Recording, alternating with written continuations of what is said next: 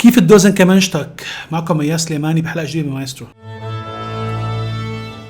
لتدوزن كمانجتك بحيث تعزف مع حدا تاني او تعزف باستوديو او تعزف بشكل محترف، لازم تستعمل طريقه من طريقتين. الطريقه الاولى انه حدا يعزف لك نوطه او يسمعك صوت وبعدين انت تدوزن الكمانجه وتلحق هذا الصوت. والطريقة الثانية انه يكون في آلة في لها إبرة حساسة، وانت عن طريق الإبرة تعلي وتوطي دوزانك لتحط هي الإبرة بالنص وتدوزن بشكل صحيح. هلا الكمانجات اغلبهم بيدوزنوا بشكلين او بثلاثه، اما سول ري لا مي للي بيعزفوا على الدوزان الغربي، او سول ري سول ري للناس بتعزف على الدوزان الشرقي، او احيانا بيكون في سول ري سول دو، وهذا يمكن دوزان اقل استعمالا. فاذا كنت مثلا بدي دوزن كمانجتي على الدوزان الغربي، فانا بدي نوطة اللا لبلش دوزن عليها. ويمكن اسهل طريقه بوقتنا الحالي انه نستعمل تيونر، لانه التيونر صار موجود على كل موبايل، وحتى فيكم تفوتوا على يوتيوب تكتبوا نوطة لا وعلى اليوتيوب ويطلع لكم. هلا النقطة اللي ما بتعرفوها انه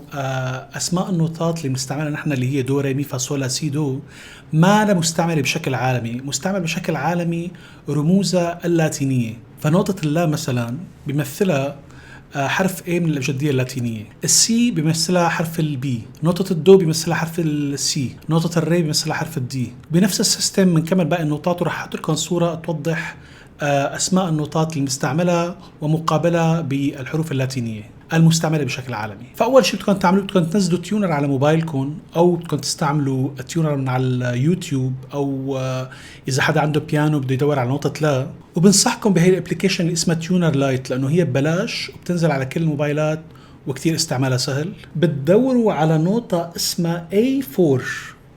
A هي نوتة اللا، و4 يلي هو مكان اللا اللي هو تبع الكمانجة، لأنه مثلا ال A3 بيكون أوطى، ال A2 أصلا ما بتعزف الكمانجة، بتكون كل ما عم نروح على نوتة لا أوطى أوكتافات. وإذا طلعنا لفوق A5 و E6 بيكونوا كمان هدول نوتات أعلى من اللا اللي لازم ندوزن عليها. فنوتة اللا اللي بنستعملها نحن بالدوزان اسمها A4. بنشغلها مثل ما سمعانين، ومنحاول نعدل بمفاتيح الآلة لنوصل لنوتة اللا بالشكل المطلوب.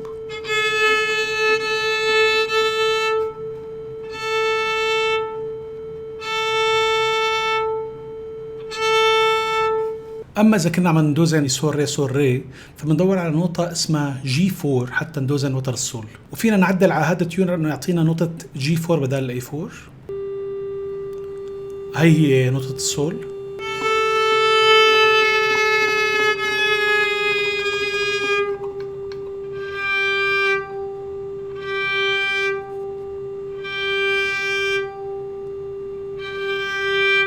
وبنفس الطريقة بتدوزنوا كل الأوتار، وراح أحط لكم الرموز اللاتينية لأسماء هاي الأوتار.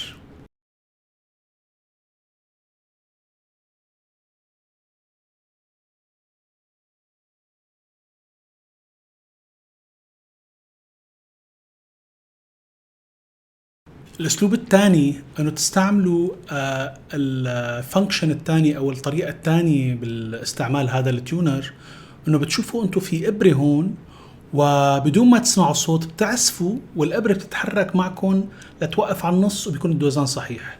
راح أعزف لكم هلأ وورجيكم شلون الإبرة بيتغير مكانها لتوقف بالنص لما بيكون النوطة بمكان السليم.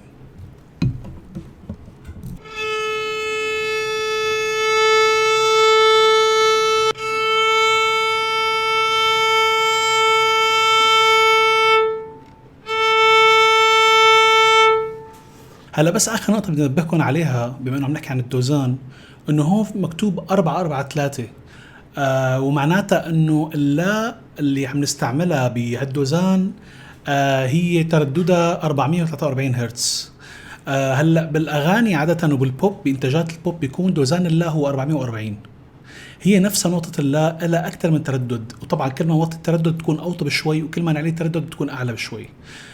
بالبوب وبالاغاني وبالاستوديوهات بيستعملوا 440، ولكن بالحفلات وخصوصا بالموسيقى الكلاسيكيه بيستعملوا اكثر 442 و443، لانه بتكون اسهل لآلات النفخ، والآلات كمان ممكن تعطي لقدام شوي، يعني بتعطي ضغط على الآلة، فالآلة ممكن تصدر صوت بشكل أحسن. فبالحفلات الكلاسيكية والموسيقى الكلاسيكية غالبا بيستعملوا اللا اللي هي 443 هرتز، وبالموسيقى الشرقية والاستديوهات بيستعملوا غالبا 440 هرتز، وحتى بالإنتاجات الغربية بالاستديوهات.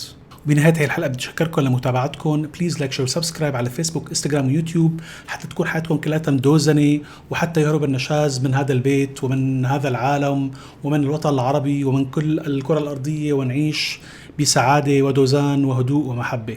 كان معكم اياس سليماني بحلقة جديدة من مايسترو. سلام.